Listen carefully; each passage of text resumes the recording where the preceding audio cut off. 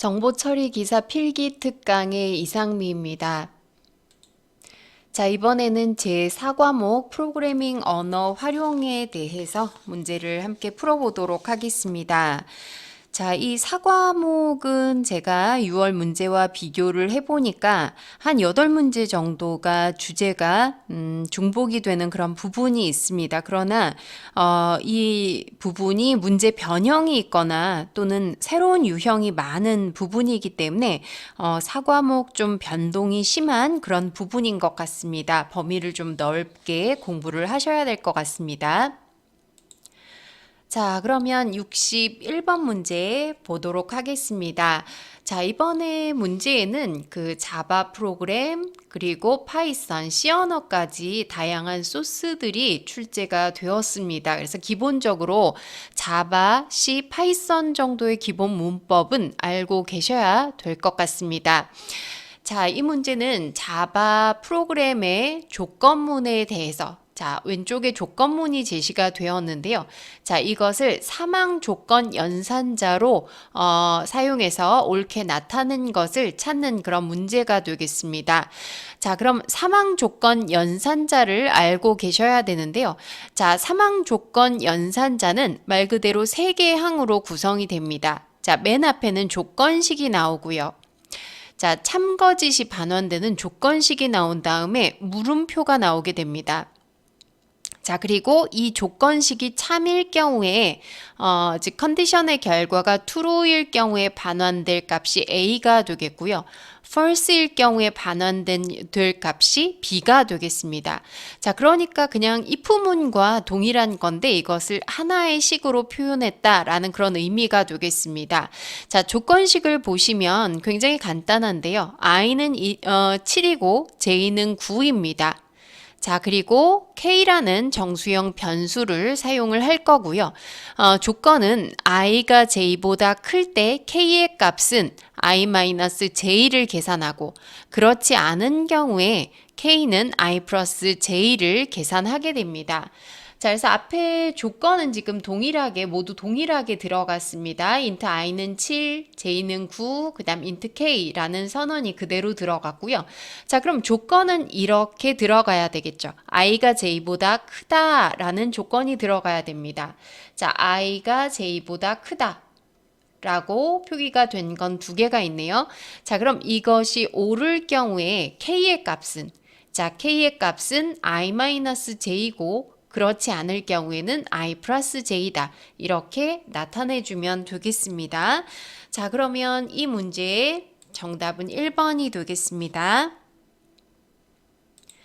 자, 다음 62번 문제입니다. 자, 이번에도 역시 보안에 관련된 문제들 많이 출제가 되었습니다.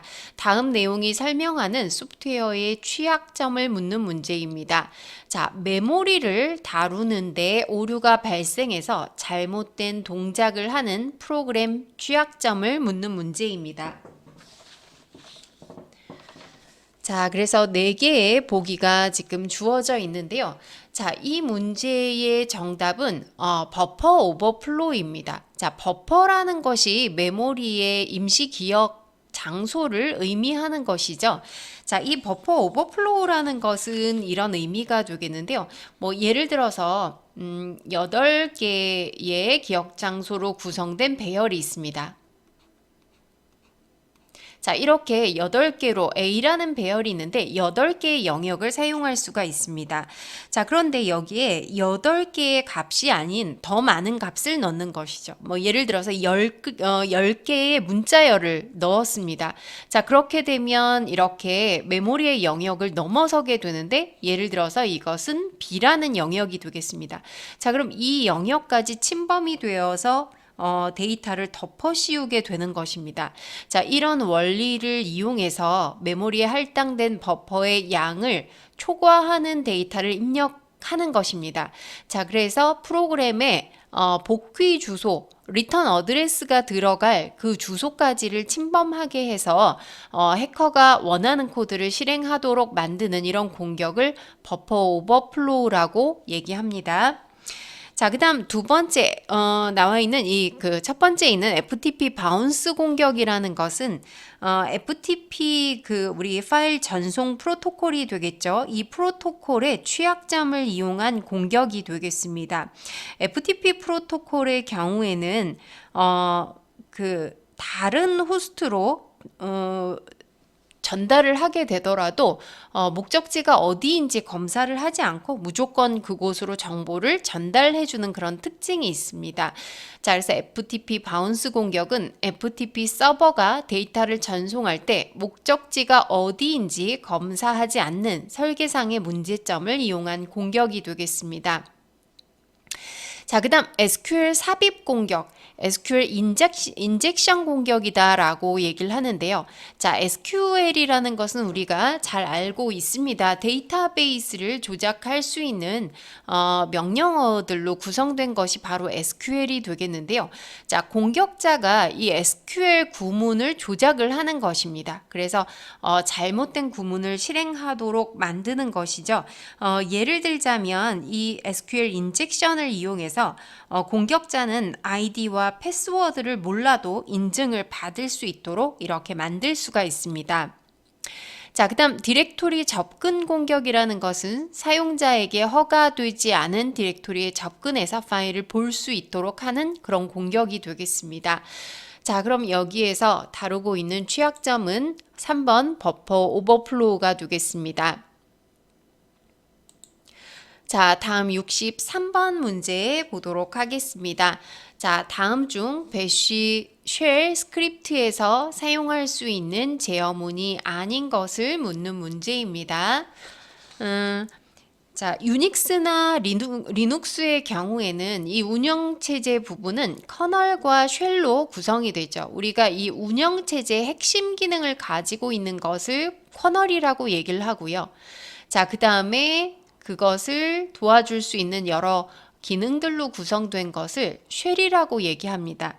자, 이 커널은 운영체제의 핵심 기능들, 그러니까 프로세스를 관리한다든지 여러 가지 자원들을 관리하는 역할을 하게 되겠고요. 쉘이라는 부분은 명령어를 해석하는 주로 그런 역할을 하게 됩니다. 그래서 쉘은 보시면 커널과 사용자 간의 연결 역할을 합니다. 그러니까 커널과 사용자 사이에서 연결 역할을 하는 그런 부분이 되겠고요. 사용자가 명령을 입력하게 되면 그것을 해석해서 커널에게 전달해주는 역할을 하게 되는 것입니다.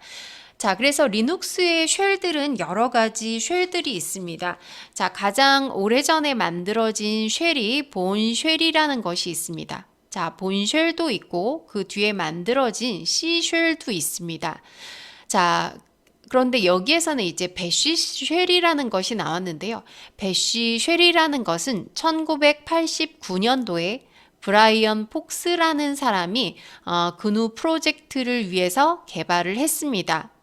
자, 본쉘을 기반으로 해서 만들어졌다고, 이런 단점을 좀 보완해서 만들어졌다고 볼 수 있겠고요. 이 배쉬 쉘은 여러 가지 운영체제에서 사용이 되고 있고, 현재는 리눅스의 표준 쉘이 되겠습니다. 자, 그래서 우선 쉘이라는 것이 뭔지 이해를 하시고, 자, 여기에서 배쉬 쉘 스크립트라고 했는데요. 스크립트라는 것은 어떤 프로그램을 만드는 것이죠. 그래서 쉘에서도 사용할 수 있는 프로그램을 작성할 수가 있습니다.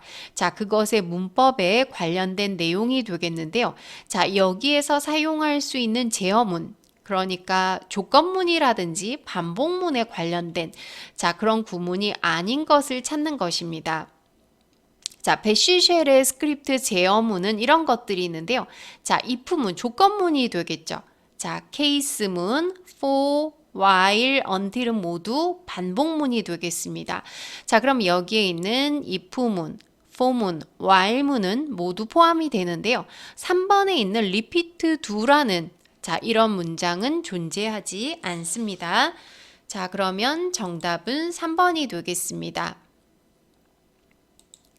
자, 64번 문제 보겠습니다. 자, 64번 문제에는 IP 버전 6에 대한 내용이 나왔는데요. 자, 이 문제는 6월에 출제된 유형과 비슷합니다. IP 버전 6에 대한 문제가 출제가 되었었습니다. 자, 이것에 대한 설명으로 틀린 것을 찾는 것입니다. 자, IP 버전 6 한번 정리해 보겠습니다. 자, 우리가 이 인터넷이란 게 처음 존재할 때부터 사용했던 IP의 주소 체계가 뭐냐면 IP 버전 4가 되겠죠. 자, 그런데 이 IP 버전 4는 처음에 이렇게 많은 사람이 인터넷을 사용할 거라고 생각하지 못하고 굉장히 짧은 길이인 32비트의 주소 체계가 되겠습니다.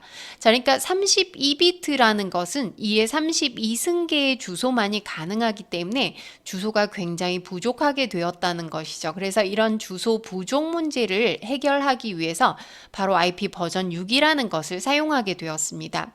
잘 아시는 것처럼 IP 버전 4라는 것은 자, 이렇게 10진수의 체계를 이용해서 4개의 숫자를 표시하게 됩니다. 여기에 들어갈 수 있는 숫자는 0부터 255의 숫자까지가 포함될 수가 있는데요. IP 버전 6에서는 전체 128비트로 구성이 됩니다. 자, 그래서 각각의 숫자는 16비트씩, 자, 이 부분이 모두 8개로 구성됩니다. 자, 그리고 이 부분도 점이 아니라 콜론으로 구분이 되고요. 각각의 숫자는 16진수로 표기가 됩니다. 자, 16진수 콜론으로 표시가 된다. 자, 이 점과 전체 길이가 128비트라는 것. 자, 이것이 IP 버전 4와 다른 점이 되겠습니다. 자, 이 주소가 8개의 숫자로 구성이 되어 있다는 것입니다. 자, 이 IP 버전 6의 특징은 IP 버전 4에 비해서 많은 기능들이 향상이 됐습니다. 자, 우선 자료 전송 속도가 빨라졌고요. IP 버전 6의 확장 헤더를 통해서 헤더 부분이 여러 가지가 확장이 되었는데요. 그래서 네트워크 기능 확장이 용이하게 되었습니다. 자, 그리고 무엇보다도 보안의 여러 가지 문제들을 해결했는데요. 자, 인증성이나 기밀성이나 데이터 무결성을 지원하게 되었습니다. 자, 그리고 실시간 흐름 제어로 향상된 멀티미디어 기능을 지원하게 되었습니다. 자, 그러면 틀린 것 찾아보도록 하겠습니다. 자, 1번에 IP 버전 6에서 꼭 기억하셔야 될 부분이 되겠죠. IP 버전 6은 128비트의 주소 체계를 사용합니다. 32비트를 사용하는 것은 IP 버전 4가 되겠습니다. 잘못된 설명이 되겠고요. 자, 멀티미디어의 실시간 처리가 가능하고 보안성이 강화되었고 그 다음 자동으로 네트워크 환경 구성이 가능하다. 자, 모두 옳은 설명이 되겠습니다. 자, 그러면 이 문제 틀린 것은 1번이 되겠습니다. 자, 15번 문제 보도록 하겠습니다. 자, 효과적인 모듈 설계를 위한 유의사항으로 거리가 먼 것을 찾는 문제입니다. 자, 프로그램을 만들 때는 여러 가지 효율성을 위해서 모듈화를 하는 게 좋다라는 것입니다. 모듈화라는 것은 프로그램을 기능별로 분할해서 작성을 하는 것입니다. 자, 그럼 이런 효과적인 모듈 설계를 하기 위해서 알아야 될 내용이 되겠는데요. 자, 우선 첫 번째 보시면 결합 또는 줄이고 응집 또는 높여서 모듈의 독립성을 높인다라고 했습니다. 자, 이 결합도와 응집도 굉장히 중요하죠. 그래서 이번에도 결합도와 응집도에 관한 문제가 3문제 정도 출제가 되었습니다. 자, 이 두 가지 내용은 반드시 암기를 하셔야 되는 그런 내용이 되겠는데요. 자, 결합도라는 것은 모듈과 모듈 사이의 관련성입니다. 그러니까 다른 모듈과의 관련성이 되겠는데요. 자, 이 관련성은 높을수록 좋을까요? 아니면 낮을수록 좋을까요? 자, 다른 모듈에 의존하지 않는 것이 좋겠죠. 그래서 이 결합도의 경우에는 낮은 것이 더 우수한 모듈이라고 볼 수가 있습니다. 모듈의 독립성이 좋다는 것이죠. 자, 그런데 반대로 응집도라는 것은 하나의 모듈 내에서 내부의 구성 요소들 간의 관계들이 되겠습니다. 이 안에 들어있는 구성 요소들의 관계는 응집도의 경우에는 높을수록 더 좋은 특성을 갖게 됩니다. 왜냐하면 필요한 요소들로만 구성이 되었다는 그런 의미가 되겠습니다. 자, 그래서 결합도는 낮춰야 하고 응집도는 높여야 좋은 프로그램이라고 볼 수가 있습니다. 자, 이렇게 해서 모듈의 독립성을 높여야 한다는 것이고요. 자, 당연히 프로그램은 복잡하면 할수록 더 좋지 않은 특성을 가지게 됩니다. 가능하면 단순하게 만들어야 되고 중복성도 줄여야 되겠죠. 자, 그리고 일관성을 유지시켜야 됩니다. 자, 모듈의 기능은 예측이 가능해야 됩니다. 이 모듈의 기능, 이 모듈을 사용함으로써 어떤 결과가 나올지는 당연히 알고 있어야 사용할 수가 있겠죠. 자, 그리고 지나치게 제한적인 것은 좋지가 않습니다. 자, 당연히 유지보수가 용이해야 되겠죠. 프로그램을 다 완성한 이후에도 수정을 하거나 변경하는 일이 있을 수가 있기 때문에 유지보수성이 좋아야 합니다. 자, 그리고 모듈의 크기는 시스템의 전반적인 기능과 구조를 이해하기 쉬운 크기로 분해를 해야 됩니다. 너무 하나의 모듈 크기가 너무 크고 복잡하면 역시 좋지 않겠죠. 자, 그럼 거리가 먼 것을 찾아보겠습니다. 자, 1번 결합도를 약하게 하면 모듈 독립성이 향상된다. 결합도는 줄일수록 좋습니다. 자, 복잡도와 중복성을 줄이고 일관성을 유지시켜야 된다. 옳은 설명이 되겠고요. 자, 모듈의 기능은 예측이 가능해야 하죠. 지나치게 제한적이어야 한다. 자, 이 점이 잘못된 설명이 되겠습니다. 지나치게 제한적인 것은 좋지 않습니다. 자, 그리고 당연히 유지보수는 용이해야 합니다. 자, 그러면 거리가 먼 것은 3번이 되겠습니다. 자, 66번 문제 보겠습니다. 자, HRN 방식으로 스케줄링 할 경우 입력된 작업이 다음과 같을 때 처리되는 작업 순서로 옳은 것을 찾는 문제입니다. 자, 이것은 CPU 스케줄링에 관련된 내용입니다. 이 CPU 스케줄링도 굉장히 중요하고요. 지난번 시험에서도 HRN의 개념을 묻는 문제가 출제되었습니다. 자, 이번에는 직접 계산을 할 수 있는 문제로 출제가 되었는데요. 자, 이 CPU 스케줄링이라는 것은 다중 프로그래밍 시스템에서 어떤 프로세스를 먼저 실행할까 이것을 결정하는 것을 CPU 스케줄링이라고 합니다. 자, 그래서 CPU 스케줄링 방식은 비선점형 방식이 있고 선점형 방식이 있습니다.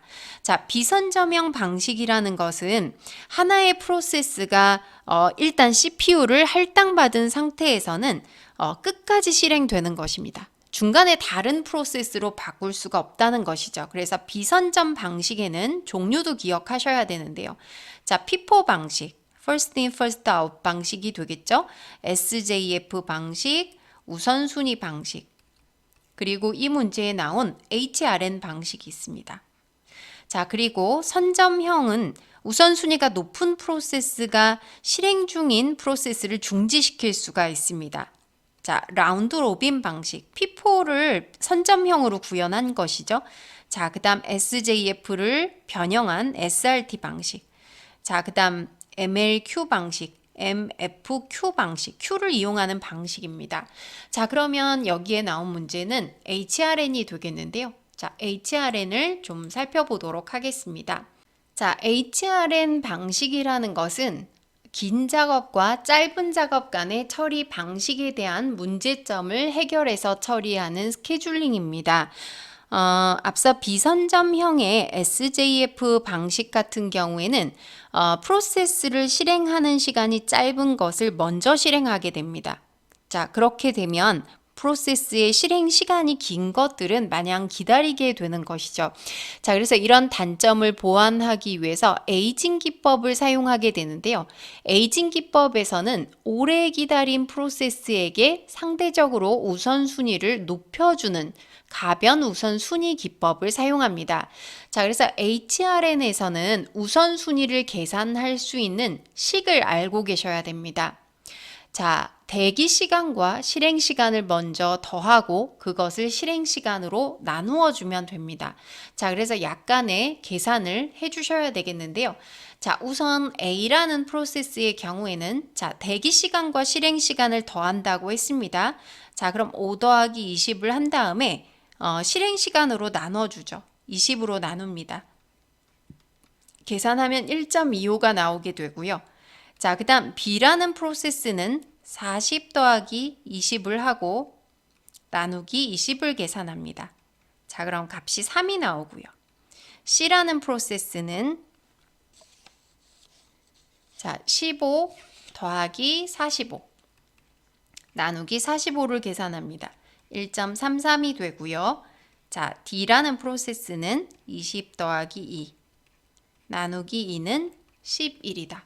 자, 뭐 이렇게 하나하나 다 계산하지 않더라도 어떤 값이 큰지 작은지 그 순서 정도를 나열하실 수가 있어야 됩니다. 자, 이렇게 해서 숫자가 큰 값이 가장 우선순위가 높습니다. 자, 그럼 D를 제일 먼저 실행을 해주고요. 자, 그 다음으로 큰 것이 B가 되겠죠. 자, 그 다음이 C와 A의 이런 순서가 되겠습니다. 자, 그래서 여기에 작업 순서는 정답은 3번이 되겠습니다. 자, 67번 문제입니다. 자, 이 문제는 좀 운영체제의 개념만 알면 풀 수 있는 쉬운 문제가 되겠습니다. 자, 운영체제에 대한 설명으로 거리가 먼 것을 찾는 문제입니다. 자, 우선 운영체제의 역할 정리해 보도록 하겠습니다. 자, 운영체제는 자, 우선 프로세스를 관리해 줍니다. 앞에 프로세스 스케줄링 하는 그런 문제가 있었는데 이런 것들도 운영체제의 역할이 되겠죠. 어떤 프로세스를 먼저 실행할지 이런 것들을 결정하는 게 운영체제입니다. 자, 그 다음 기억장치에도 여러 가지 관리가 필요한데요. 기억장치에 대한 관리, 입출력장치 관리, 그리고 기타 모든 자원들을 관리하는 역할을 하고 있습니다. 자, 그럼 1번부터 보시면 다중 사용자와 다중 응용 프로그램 환경 하에서 자원의 현재 상태를 파악하고 자원 분배를 위한 스케줄링을 담당합니다. 자, 자원에 대한 관리를 해준다는 것이죠. 옳은 설명입니다. 자, CPU, 메모리 공간, 기억장치, 입출력장치 등의 자원을 관리합니다. 자, 운영체제의 종류로는 매크로 프로세서, 어셈블러, 컴파일러 등이 있다라고 했는데 자, 이런 것들은 운영체제의 역할이 아니라 언어 번역 프로그램이 되겠죠. 자, 이건 매크로를 처리하는 처리기가 되겠고 어셈블러라는 것은 어셈블리 언어로 만들어진 소스 프로그램을 번역할 수 있는 프로그램이 되겠죠. 자, 컴파일러도 역시 고급 언어를 번역하는 그런 방식이 되겠는데요. 자, 이것은 운영체제 역할이라고는 볼 수가 없습니다. 별도의 언어 번역 프로그램을 사용해야 하는 것입니다. 자, 그리고 입출력 장치와 사용자 프로그램을 제어한다. 자, 이것도 역시 운영체제의 역할이 되겠습니다. 자, 그럼 가장 거리가 먼 것은 3번이 되겠습니다. 자, 68번 문제입니다. 배치 프로그램의 필수 요소에 대한 설명으로 틀린 것을 찾는 문제입니다. 자, 배치 프로그램이라는 것은 어떤 명령어들을 그때그때 실행하는 것이 아니라 관련된 명령어들을 모아두었다가 일괄 처리하는 것을 의미합니다. 자, 예를 들면 엑셀에서 매크로 기능들 사용을 해보셨을 텐데요. 그런 것도 일종의 배치 프로그램이라고 볼 수가 있습니다. 자, 그럼 배치 프로그램의 필수 요소들이 몇 가지가 있는데요. 자, 우선 첫 번째 대용량 데이터의 특성입니다. 즉, 배치 프로그램이라는 것은 주로 대용량의 데이터를 처리하기 위해서 만들게 되는데요. 대용량 데이터를 처리할 수 있어야 한다는 조건입니다. 자, 그 다음 자동화의 조건입니다. 자, 이 배치 프로그램 같은 경우에 실행 명령을 내리게 되면 모든 명령들을 자동으로 실행하게 되는데요. 심각한 오류 상황 이외에는 사용자 개입이 없이 동작할 수 있어야 된다는 것입니다.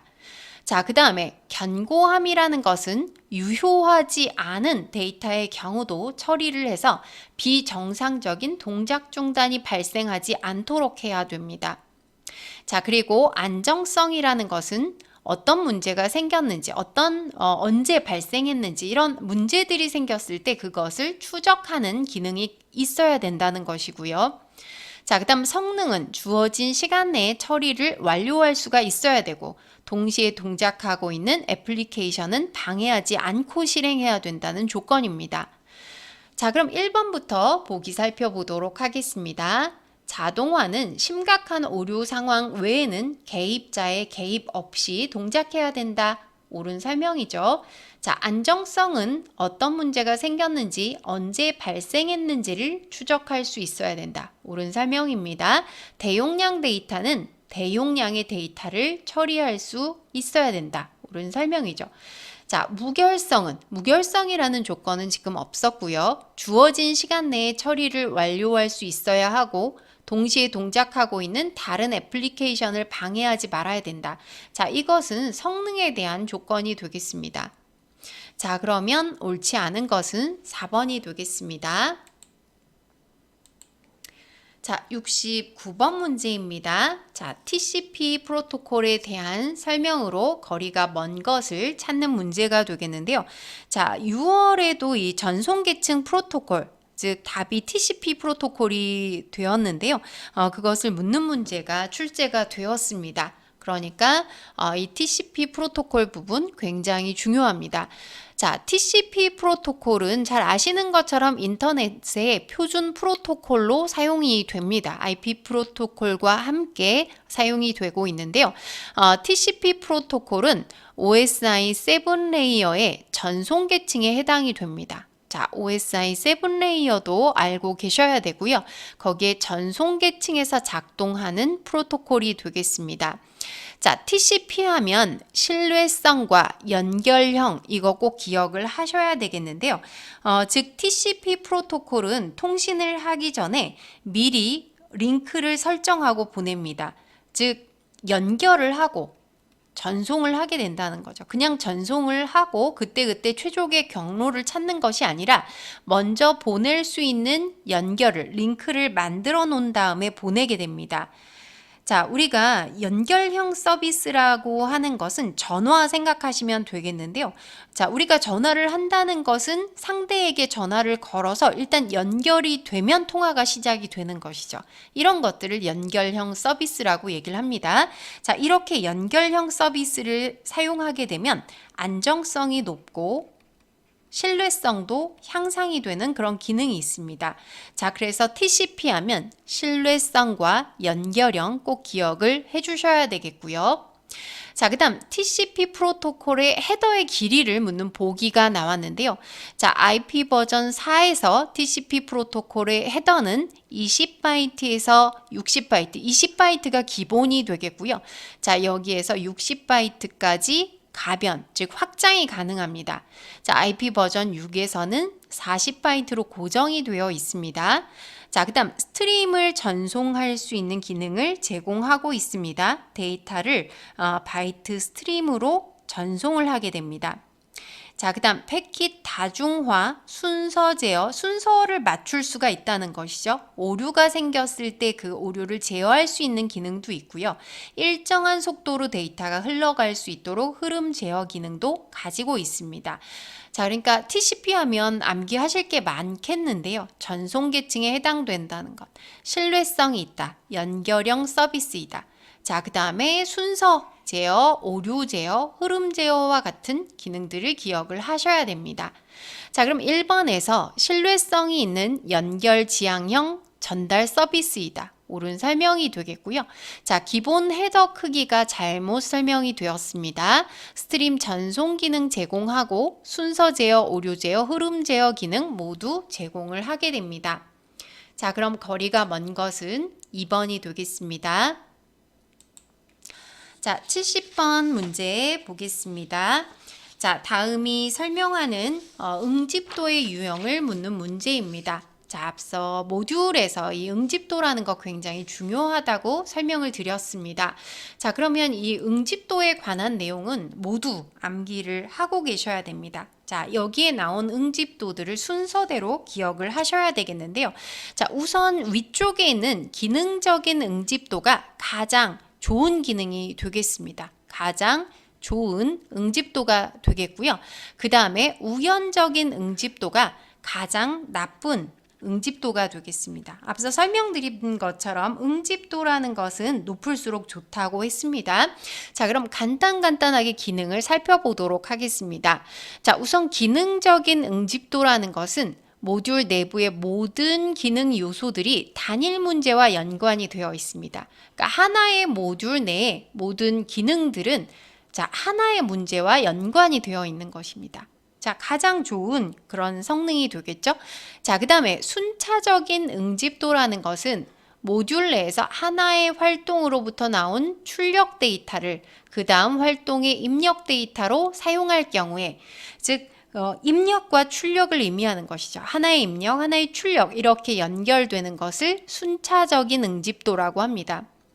자, 그 다음에 통신적 응집도라는 것은 동일한 입력을 사용하는 출력입니다. 하나의 입력으로부터 여러 가지 출력이 나올 때, 자, 하나의 입력에서 비롯되었다는 의미에서 하나의 모듈로 구성이 되는 거죠. 그렇지만 서로 다른 기능들을 수행하는 것입니다. 그냥 입력이 같기 때문에 하나의 모듈로 묶였다는 것입니다. 자, 그 다음 절차적인 응집도라는 것은 모듈 안의 구성 요소들이 기능을 순차적으로 수행할 경우에 사용이 됩니다. 자, 순서에 따라서 요소 1, 요소 2, 요소 3, 요소 4. 자, 이렇게 순차적으로 수행된다는 이유로 하나의 모듈로 묶인 것을 의미하고요. 그 다음에 시간적인 응집도라는 것은 특정 시간에 처리되는 몇 개의 기능을 모아서 하나의 모듈로 작성합니다. 자, 예를 들면 우리가 아침에 일어나서 하는 일들이 있습니다. 뭐 기상을 하고 양치질을 하고 세수를 하고 그 다음에 뭐 식사를 하고 등교를 한다. 자, 모두 아침에 이루어지는 일인데요. 기능상으로는 모두 연관은 없는 그런 기능들이 되겠죠. 그냥 아침에 한다는 이유로 이것들을 하나의 모듈로 묶게 되면 이것은 시간적 응집도라고 얘기를 합니다. 자, 그 다음에 논리적 응집도가 있는데요. 논리적 응집도는 유사한 성격을 갖거나 특정 형태로 분류되는 처리 요소들을 하나의 모듈로 묶습니다. 그러니까 유사한 성격끼리 하나로 묶는다는 것이고요. 마지막에 우연적 응집도라는 것은 그냥 서로 관련 없는 요소들을 하나의 모듈로 묶은 그런 경우가 되겠습니다. 최악의 응집도가 되겠습니다. 자, 그러면 여기에서 응집도의 유형을 묻고 있는데요. 자, 모듈이 다수의 관련 기능을 가질 때 모듈 안의 구성 요소들이 그 기능을 순차적으로 수행한다고 했습니다. 자, 순차적으로 수행되는 거, 아까 요소 1, 요소 2, 요소 3 이렇게 구성되는 것을 절차적 응집도다라고 설명을 드렸습니다. 정답은 4번이 되겠습니다. 자, 다음 문제입니다. 자, OSI 7레이어 굉장히 중요합니다. 각각 레이어들의 특징들 알고 계실 필요가 있겠는데요. 자, OSI 7레이어에서 링크의 설정과 유지 및 종료를 담당하며 노드 간의 오류 제어와 흐름 제어 기능을 수행하는 계층을 묻는 문제입니다. 자, 일단 7개의 계층 이름을 꼭 암기하고 계셔야 되겠습니다. 자, 이렇게 머리 글자를 따서 외워주시면 좀 편할 텐데요. 물대내, 전세, 표응. 자, 이렇게 암기해 주시고요. 자, 물리 계층, 데이터 링크 계층, 네트워크, 전송 계층, 세션 계층, 표현 계층, 응용 계층. 자, 여기 물리 계층이 1계층입니다. 그래서 1, 2, 3, 4, 5, 6, 7 이렇게 구성이 되는데요. 자, 이 문제에서 묻고 있는 계층은 데이터 링크 계층입니다. 자, 나머지 계층들의 역할은 여러분들이 찾아서 좀 공부를 해주셔야 되겠고요. 자, 데이터 링크 레이어라는 것은 2개의 인접한 개방 시스템 간에, 그러니까 2개의 인접한 노드들 간에 안정성 있고 신뢰성 있는 데이터를, 즉 여기에서는 프레임이라고 얘기를 하는데요. 프레임을 전송할 수 있도록 만들어주는 것을 데이터 링크 계층이라고 얘기를 합니다. 자, 그래서 데이터 링크 계층 하면 흐름 제어, 자, 일정한 속도로 데이터가 흘러갈 수 있도록 만들어주고요. 그 다음 프레임 동기화라는 것은 송수신 측이 어떤 시간을 맞추는 것이죠. 지금부터 데이터를 보내겠다, 뭐 받겠다 이런 신호를 주고받는 것입니다. 자, 그 다음 오류가 발생했을 때 오류를 제어하고 또 순서를 맞출 수 있는 기능을 가지고 있습니다. 자, 그런데 이 기능이 앞에서 설명했던 TCP의 기능과 굉장히 비슷한 것을 볼 수가 있는데요. TCP는 전송 계층에 포함됩니다. 그래서 전송 계층에도 사실 동일하게 이런 역할들을 하게 됩니다. 흐름 제어, 동기화, 오류 제어, 순서 제어를 모두 하게 되는데요. 데이터 링크 계층은 아까 노드와 노드 간, 즉 하나의 네트워크 내에서 작동을 하는 것이고요. 전송 계층은 서로 다른 네트워크 간에 전송을 할 때 사용되는 그런 기능이 되겠습니다. 자, 데이터 링크 계층에 관련되는 장비로서는 브릿지와 스위치가 있는데요. 자, 브릿지라는 것은 어떤 같은 네트워크, 랜과 랜을 연결할 때 사용되는 그런 장치가 되겠고요. 스위치라는 것은 허브의 일종인데 좀 더미 허브에서 발전된 형태가 되겠습니다. 자, 허브인데 속도를 좀 조절할 수 있는 그런 기능도 가지고 있습니다. 자, 그럼 이 문제의 정답은 1번 데이터 링크 계층이 되겠습니다. 자, 다음 72번 문제입니다. 자, 다음 중 가장 결합도가 강한 것을 묻는 문제입니다. 자, 이 결합도에 관한 문제는 뒤쪽에서 또 상세한 문제가 나오게 됩니다. 그래서 하나하나 기능은 뒤에서 설명을 드리도록 하고요. 결합도라는 것은 앞에 설명드렸던 것처럼 모듈과 모듈 간의 관련성을 의미하는데 작을수록 더 좋다고 했습니다. 자, 그러면 여기에서는 결합도가 강한 것을 묻고 있으니까 사실 품질이 가장 나쁜 것을 묻는다고 생각하시면 됩니다. 자, 지금 결합도의 순서를 적어봤습니다. 자료 결합도, 스탬프 결합도, 제어 결합도, 외부 결합도, 공통 결합도, 내용 결합도가 되겠는데요. 오른쪽으로 갈수록 결합도가 높아져서 품질은 나쁘다고 볼 수가 있습니다. 자, 그럼 1번에 나온 데이터 커플링이 자료 결합도가 되겠고요. 2번은 그대로 스탬프. 그 다음에 3번은 커먼 커플링이라고 했는데요. 공통 결합도. 그 다음 4번의 컨트롤 커플링은 제어 결합도가 되겠습니다. 자, 그럼 4개 중에서 가장 오른쪽에 있는 것은 공통 결합도가 되겠죠. 자, 그럼 정답은 3번이 되겠습니다. 자, 73번 문제 보도록 하겠습니다. 자, 메모리 관리 기법에 대한 문제입니다. 월스트 핏을 사용할 경우 10kilo 크기의 프로그램 실행을 위해서는 어느 부분에 할당이 될까? 자, 메모리를 관리하는 기법 3가지가 있습니다. first fit이 있고 그 다음에 best fit이 있고 자, 여기 있는 worst fit이 있습니다. 자, 이건 굉장히 쉬운 내용이 되겠는데요. 자, 지금 메모리가 이렇게 순서대로 이렇게 되어 있는 경우에 자, 메모리의 크기가 있고 지금 사용 여부가 free라고 된 것은 빈 영역이라는 것입니다. 그 다음 in use라고 된 것은 이미 사용 중인 영역이 되겠죠. 자, 그럼 사용 중인 영역을 제외하고 비어있는 영역 중에 어떤 영역에 할당할까라는 그런 문제가 되겠습니다. 자, 그런데 first fit이라는 것은 우리가 우리말로 하면 최초 적합입니다. 가장 처음에 맞는 것으로 무조건 들어가는 방식이고요. 베스트 핏은 끝까지 모두 따져본 다음에 최적, 가장 크기가 잘 맞는 것. 그 다음 월스트 핏이라는 것은 최악적합이라고 얘기를 하는데요. 그냥 가장 큰 공간에 배치를 합니다. 그렇게 되면 남는 공간이 굉장히 커지게 되겠죠. 자, 그러면 우선 10kg를 넣을 때 first fit은 8kg에는 들어갈 수 없겠죠. 자, 최초로 적합되는 공간이 12kg가 되겠습니다. 자, 그래서 12kg의 영역에 10kg 크기의 프로그램이 할당이 되는 것이죠. 베스트 핏은 끝까지 모두 다 따져봅니다. 자, 그럼 사실은 10kg가 가장 잘 맞긴 하지만 사용 중인 영역이라서 사용할 수가 없습니다. 자, 그럼 베스트 핏도 12kg가 되겠고요. 자, 그 다음 월스트 핏은 가장 큰 영역에 들어가니까 16kg의 영역에 할당이 되면 되겠습니다. 자, 그러면 이 문제의 정답은 자, 10kg 할당하는 것이 넘버 5가 되겠습니다. 16kg의 영역에 들어간다는 그런 의미가 되겠습니다. 자, 다음 74번 문제가 되겠습니다. 자, 이 문제 좀 어려운 문제입니다. 서브네팅에 관련된 문제가 되겠습니다.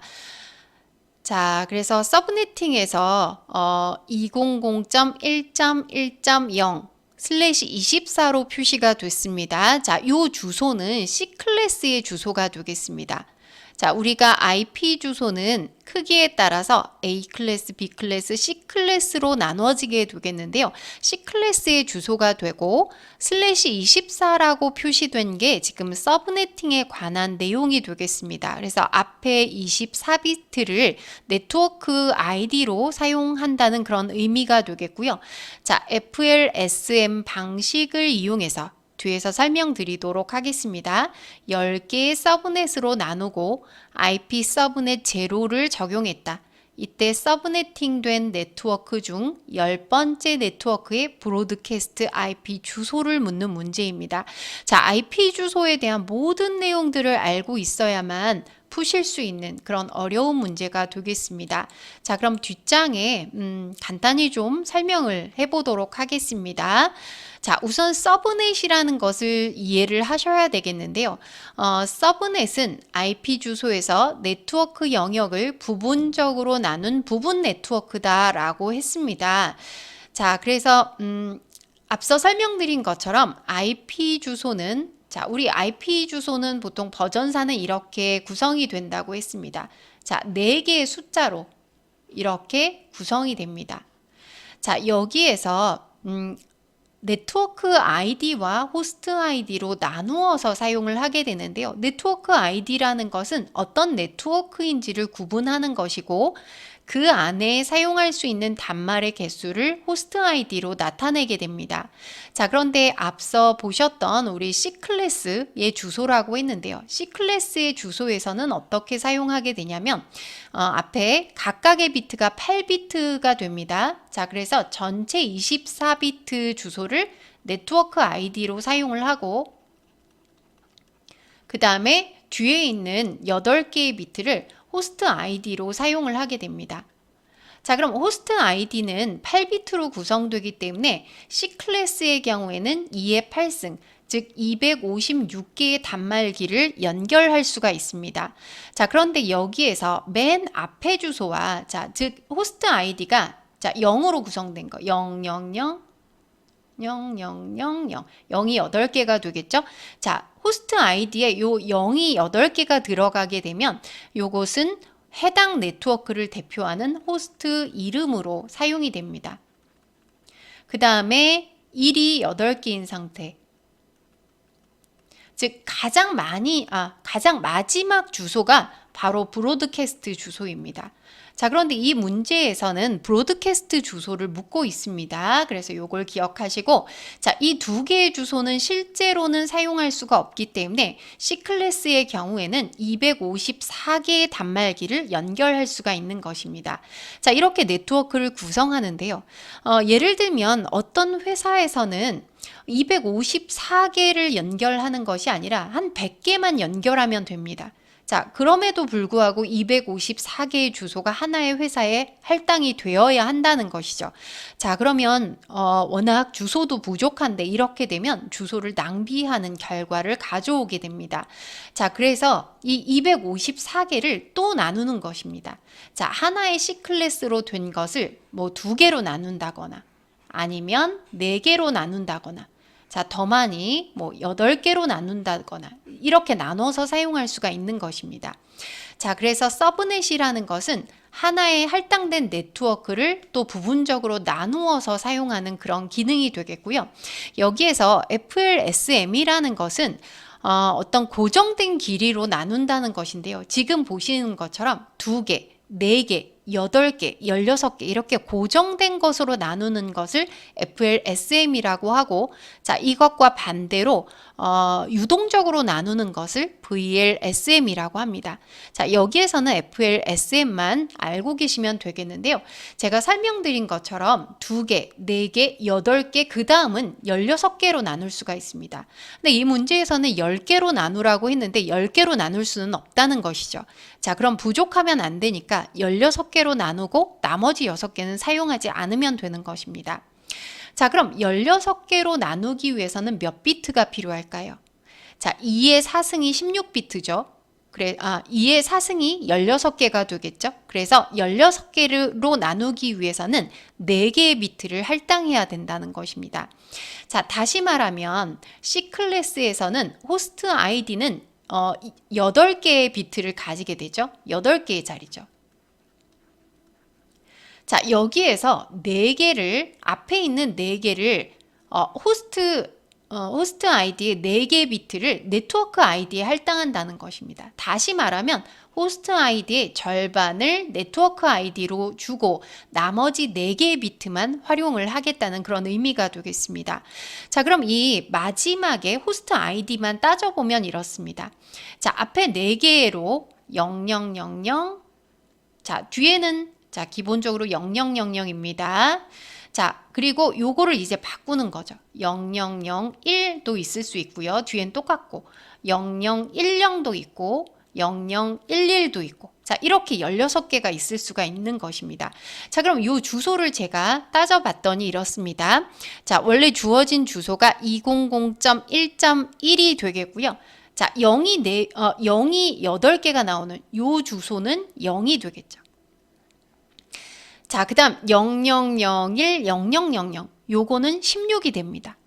자, 그럼 요거는 뭐냐면 사실은 256개를 16개로 나누니까, 자, 전체 호스트는 256개를 연결할 수 있는데 이것을 16개로 나누면 16개가 됩니다. 그러니까 즉 이 16씩 증가하면 된다는 것이죠. 16, 32, 48, 64, 80, 96, 112, 128, 144. 자, 이렇게 계산해서 10개를 쓸 수 있고 나머지 주소 6개는 필요가 없는 주소가 되겠습니다. 자, 그럼 앞서 여기에서 브로드캐스트 주소를 계산을 하라고 했으니까, 자, 이 첫 번째 구역의 경우는 0부터 자, 16 바로 직전이니까 15가 되겠죠. 바로 여기 있는 것들이 브로드캐스트 주소가 되는 것입니다. 자, 첫 번째 주소는 네트워크를 대표하는 호스트의 이름으로 쓴다고 했고, 마지막 주소는 브로드캐스트 주소이니까, 자, 이게 모두 브로드캐스트의 주소가 되겠습니다. 자, 그럼 문제에서는 10번째 네트워크의 브로드캐스트 주소를 묻고 있으니까, 자, 이게 바로 10번째 그룹이 되겠고요. 제일 마지막 주소인 159로 끝나는 부분, 이게 10번째 네트워크의 브로드캐스트 IP 주소가 되겠습니다. 자, 굉장히 좀 어려운 부분이 되겠는데요. 이 부분은 IP 주소에 대한 이해가 좀 있으셔야 내용이 이해가 갈 것 같습니다. 자, 그러면 이 문제의 정답은 1번이 되겠습니다.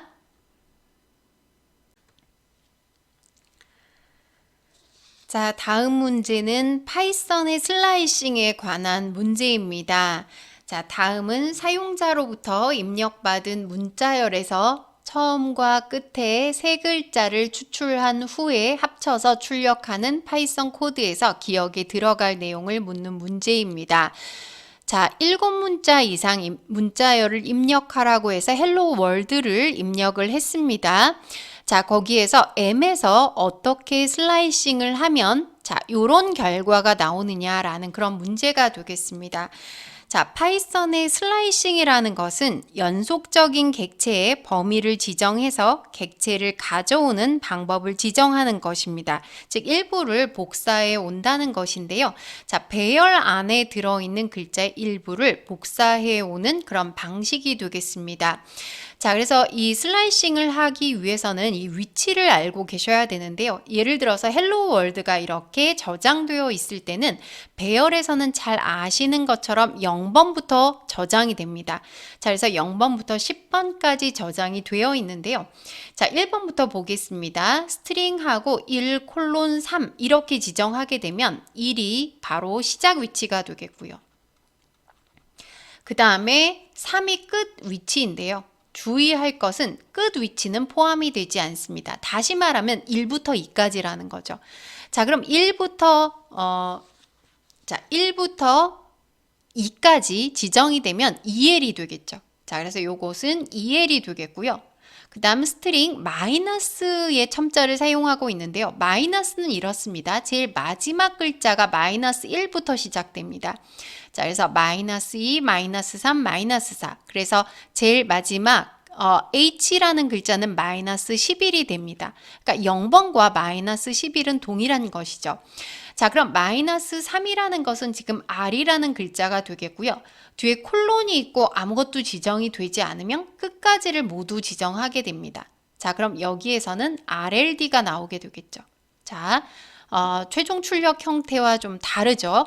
자, 그 다음 두 번째는 콜론 3입니다. 자, 그럼 이거는 처음부터라는 의미가 되겠죠. 처음부터 두 번째까지니까 HEL이 되겠고요. 자, 그 다음 마이너스 3부터 마이너스 1이라고 했으니까 자, 마이너스 2까지 표시가 되겠죠. 그럼 RL이 됩니다. 자, 그 다음 0번부터 3번까지라고 했으니까 0번부터 2번 글자까지가 되겠죠. HEL이 되겠고 그 다음에 마이너스 3부터 끝까지입니다. 자, 그러면 RLD가 되겠습니다. 자, 그 다음 4번의 경우에는 0번부터 끝까지니까 다 들어가겠죠. 헬로 월드가 모두 포함이 되고요. 자, 이것과 자, 처음부터 마이너스 1이라고 했으니까 마이너스 2까지 들어가죠. 그래서 요거는 헬로 월드에서 마지막 글자만이 빠지게 되는 것입니다. 자, 그러면 지금 여기에 있는 HELRLD가 표시가 되려면 3번과 같이 슬라이싱을 하면 되겠죠. 자, 그러면 정답은 3번이 되겠습니다. 자, 76번 문제는 파이썬의 변수 작성 규칙에 대한 문제가 되겠습니다. 자, 그래서 지난 6월 시험에서는 C 언어의 변수 작성에 대한 문제가 출제가 되었는데요. 이번에는 파이썬의 변수 작성 규칙이 출제가 되었습니다. 자, 파이썬의 변수 작성 규칙 보겠습니다. 자, 우선 공백과 특수 문자 사용할 수가 없고요. 첫 자리에는 숫자를 쓸 수가 없습니다. 자, 그리고 변수에는 영문자, 대소문자 구분하고요. 숫자, 밑줄을 사용할 수 있고 파이썬의 예약어는 변수명으로 쓸 수가 없습니다. 자, 그러면 옳지 않은 거 찾아보겠습니다. 첫 자리에 숫자를 사용할 수 없다. 옳은 설명이고요. 영문, 대문자, 소문자, 숫자, 밑줄 사용이 가능합니다. 자, 그리고 변수 이름 중간에 공백을 사용할 수 있다라고 했는데 이게 잘못된 내용이 되겠죠? 자, 이미 사용되고 있는 예약어는 사용할 수가 없습니다. 자, 그러면 옳지 않은 것은 3번이 되겠습니다. 자, 77번 문제입니다. 앞에서도 결합도의 내용이 나왔는데요. 자, 여기에서는 결합도 중에서 자세한 설명을 묻는 그런 문제가 출제가 되었습니다. 자, 그래서 결합도들 정리를 한번 해봤는데요. 자, 이 내용 모두 알고 계셔야 되겠습니다. 자, 우선 자료 결합도라는 것이 있습니다. 자, 자료 결합도라는 것은 모듈 간의 인터페이스가 자료 요소로만 구성이 되어 있는 것입니다. 딱 자료들만 주고받는 형태, 가장 이상적인 형태가 되겠죠. 자, 두 번째 스탬프 결합도라는 것은 자, 우리가 주변에서 이런 스탬프 도장 볼 수가 있는데요. 그 안에 많은 내용과 그림이나 글자들이 포함이 되었죠. 그래서 이 스탬프라는 것은 여러 가지 내용을 가지고 있는데요. 배열이나 레코드 등의 자료 구조가 전달되는 것을 의미합니다. 자, 그 다음 제어 결합도는 제어 신호를 서로 주고받는 것입니다. 자, 즉 상대 모듈을 컨트롤하려고 한다는 것이죠. 자, 좋지 않은 결합도입니다. 자, 그 다음에 외부 결합도라는 것은 어떤 모듈에서 외부로 선언한 데이터를 다른 모듈에서 참조하는 것을 의미합니다. 자, 그리고 공통 결합도는 공유되는 공통 데이터 영역을 여러 모듈이 사용할 때의 결합도가 되겠습니다. 자, 마지막에 내용 결합도가 최악의 결합도가 되겠는데요. 한 모듈이 다른 모듈의 내부 기능, 그리고 내부 자료를 직접 참조합니다. 자, 예를 들면 명령어 중에 고투문이라는 것이 있죠. 자, 고투문을 이용하게 되면 그냥 다른 모듈 속으로 들어가게 되는 것입니다. 자, 이런 것은 좋지 않은 결합도라고 볼 수가 있습니다. 자, 그러면 이 문제에서는 어떤 모듈이 다른 모듈의 내부 논리 조직을 제어하기 위한 목적으로 제어 신호를 이용해서 통신하는 경우 하위 모듈에서 상위 모듈로 제어 신호가 이동하여 상위 모듈에게 처리 명령을 부여하는 권리 전도의 현상이 발생했다라고 했습니다. 제어 신호를 주고받기 때문이죠. 자, 이것은 3번에 있는 컨트롤 커플링이 되겠습니다. 자, 다음 78번 문제입니다. 자, C 프로그램의 결과값을 묻고 있는 문제인데요.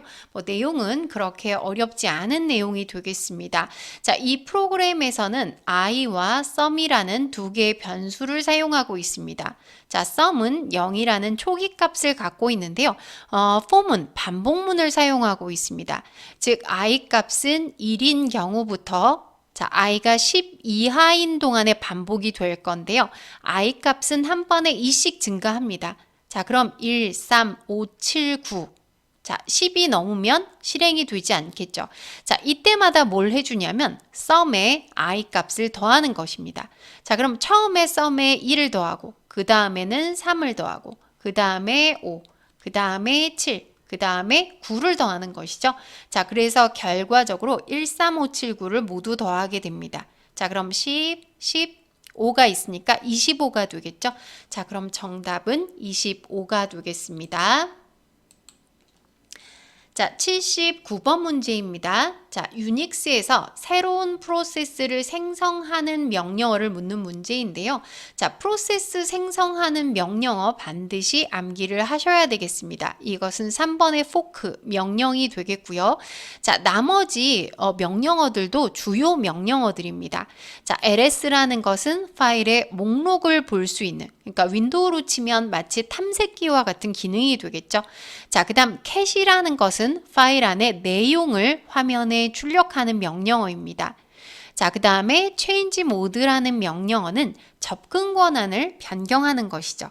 읽기, 쓰기 이런 권한들을 의미하는 것이죠. 파일이나 디렉토리의 접근 권한을 변경하는 것을 의미합니다. 자, 그러면 이 문제의 정답은 3번이 되겠습니다. 자, 4과목 마지막 문제입니다. C 언어에서 정수 자료형으로 옳은 것을 묻는 문제입니다. C 언어를 조금만 알고 계시다면 아주 쉽게 풀 수 있는 그런 문제가 되겠는데요. 자, C 언어에서 사용하는 자료형입니다. 자, 정수형은 short, int, long 이렇게 세 가지가 있고요. 그 다음 문자형은 character type, 그 다음 실수형은 플로트와 더블이 있습니다. 자, 그럼 여기에 나와 있는 것은 정수형은 int 뿐이죠. 자, 그러면 정답은 1번이 되겠습니다.